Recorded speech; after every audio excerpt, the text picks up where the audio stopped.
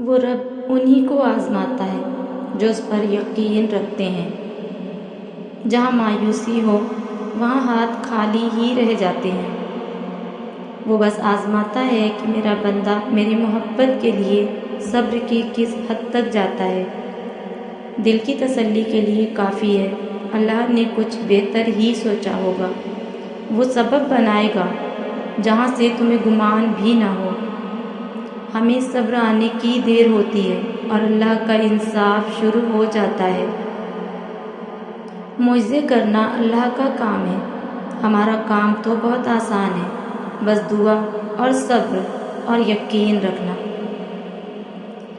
رب واقف ہے تمہارے دل کی طرف سے، وہ ضائع نہیں کرے گا تیری دعائیں، بس ذرا انتظار کر۔ اگر روح کی آواز ہوتی تو یقیناً ہر گناہ کے بعد آپ کے اندر سے رونے کی آوازیں آتی۔ مانگنے کی شدت ہی قبولیت کی سب سے بڑی دلیل ہے۔ تمہاری مسلسل دعائیں ہی تمہارا مقدر بدل دیتی ہیں۔ اس کے سامنے تو پتے کی بھی ہمت نہیں کہ وہ اپنی مرضی سے ہل جائے، تو پھر تمہارے ہاتھوں کا اس کے روبرو اٹھنا کیسے بے وجہ ہو سکتا ہے؟